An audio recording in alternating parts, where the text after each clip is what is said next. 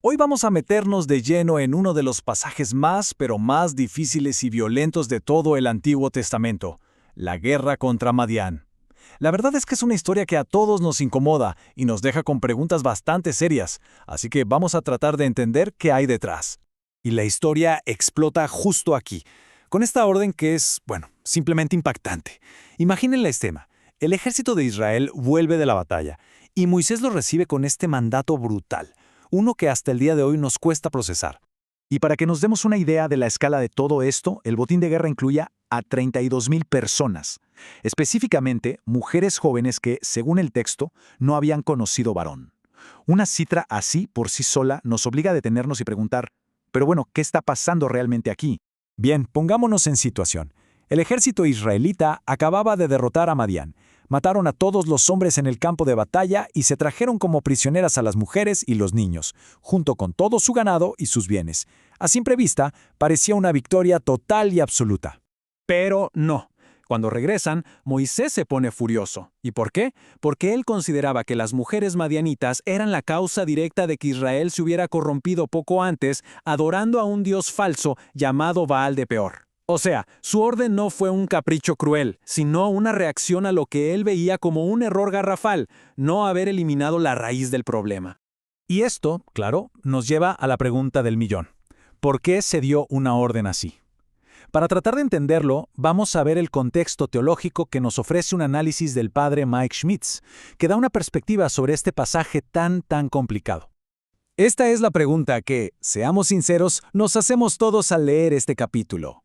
¿Cómo es posible que un Dios de amor ordene algo tan violento? La respuesta, según la explicación que estamos viendo, no es para nada simple.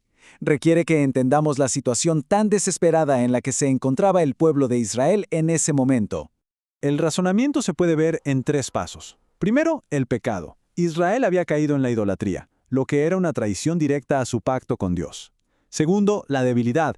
Y es que este no fue un caso aislado. El pueblo demostró una y otra vez que era espiritualmente frágil, muy propenso a corromperse. Y tercero, la cirugía. La orden fue una medida extrema, casi como una amputación muy dolorosa para salvar a la nación entera de una muerte espiritual segura justo antes de entrar a la tierra prometida. No era el plan ideal de Dios para nada, sino una respuesta de emergencia a esa profunda debilidad del pueblo. Y aquí está el punto clave de todo el argumento. Esta violencia no era lo que Dios quería en primer lugar, sino una consecuencia directa del fracaso humano. Si el pueblo hubiera sido fuerte en su fe, esta situación tan horrible sencillamente no habría pasado. Pero la historia no termina aquí. La Biblia misma nos da un giro bastante dramático. Es curioso que, litúrgicamente, el mismo día que se lee este pasaje tan duro de Números, también se lee otro del Deuteronomio que nos da un mensaje completamente diferente. Uno de esperanza y de elección. Miren el contraste tan brutal que se nos presenta. Por un lado tenemos el juicio severo de Números, y por el otro, en Deuteronomio, tenemos a Dios casi suplicando: mira, te pongo delante la vida y la muerte. Por favor, elige la vida. Poner estos 2 textos juntos es clave para entender cuál se presenta como el verdadero y último deseo de Dios.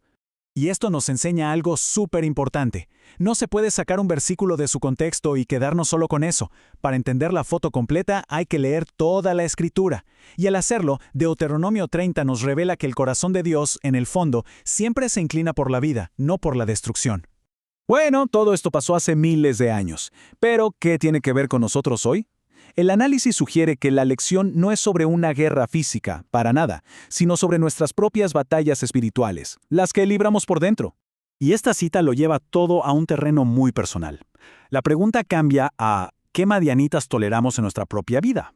¿Cuáles son esas cosas, esos hábitos, esos apegos que sabemos que nos alejan de lo bueno, pero que aún así les permitimos quedarse? Y este punto es absolutamente vital. La lección espiritual de todo esto no es ser crueles con otras personas, jamás. Es ser implacables con las cosas que corrompen nuestro propio corazón. Se trata de identificar y eliminar de raíz esas fuentes internas de nuestra debilidad. Entonces, después de la guerra, después de la reflexión interna, ¿qué sigue? ¿Cuál es la respuesta espiritual correcta? La narrativa nos lleva al Salmo 116, que cambia totalmente el enfoque hacia la gratitud y la alabanza. Para entender la profundidad de esta respuesta hay que conocer una palabra griega, Eucaristía, Significa, literalmente, acción de gracias. Y de ahí viene la palabra Eucaristía, el centro de la fe cristiana. La respuesta a la salvación no es más violencia, sino un profundo agradecimiento. El Salmo 116 nos da el modelo a seguir. En lugar de enfocarse en la destrucción, el salmista se pregunta, ¿cómo le puedo pagar al Señor todo el bien que me ha hecho? Y la respuesta no es un acto de guerra, es un sacrificio de acción de gracias. Es un giro de 180 grados, de la guerra a la adoración, del juicio a la gratitud. Y así, nuestro recorrido por este texto tan antiguo y difícil termina con una pregunta muy personal. Si el mandato final de Dios es «elige la vida», entonces cada quien debe preguntarse ¿qué cosas necesito eliminar de mi propia vida para poder hacer esa elección de una manera verdaderamente libre y completa?